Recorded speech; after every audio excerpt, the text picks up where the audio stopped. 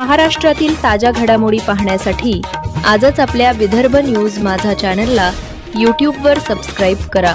Vidarbha news माझा, आवाज जनसामान्यांचा। कोट्यवधींच्या फसवणूक प्रकरणातील दुधे बंधूंची पोलीस कोठडी 13 जानेवारीपर्यंत वाढ। दारव्हा सत्र न्यायालयाचा आदेश।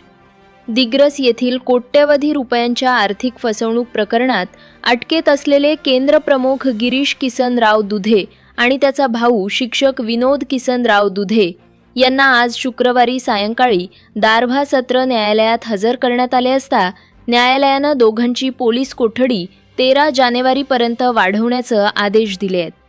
या प्रकरणी दिग्रस पोलिसांनी 6 जानेवारी रोजी गिरीश व विनोद दुधे यांना अटक केली होती।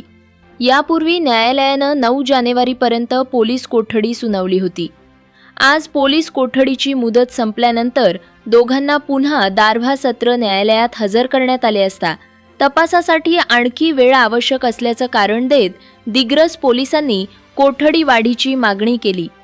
ती मंजूर करत न्यायालयानं 13 जानेवारीपर्यंत पोलीस कोठडी वाढवली आहे। या प्रकरणात दिग्रस पोलीस ठाण्यात दाखल तक्रारीनुसार सध्या फसवणुकीची रक्कम कमी आहे, मात्र प्रत्यक्षात अनेक शिक्षक, कर्मचारी आणि नातेवाईक या फसवणुकीला बळी पडले असून शहरात या घोटाळ्याचा आकडा 30 कोटी रुपयांहून अधिक असल्याची जोरदार चर्चा आहे।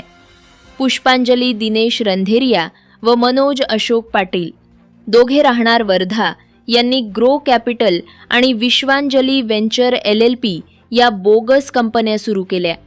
या दोघांसह अटकेत असलेला आरोपी विनोद दुधे यांची पत्नी अर्पणा विनोद दुधे हे तिघं सध्या फरार असून त्यांचा शोध दिग्रस पोलीस घेत आहेत।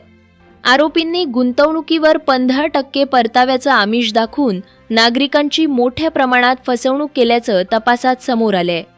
सुरुवातीला काही महिने परतावा दिल्यानंतर अचानक परतावा बंद करण्यात आला आणि त्यानंतर आरोपी पसार झाल्यानं गुंतवणूकदारांमध्ये मोठी खळबळ उडाली होती। दरम्यान या प्रकरणात फसवणूक झालेल्या इतर नागरिकांनी पुढे येऊन तक्रार दाखल करण्याचं आवाहन पोलिसांकडून करण्यात येत असून या प्रकरणाचा पुढील तपास दिग्रस पोलीस करत आहेत।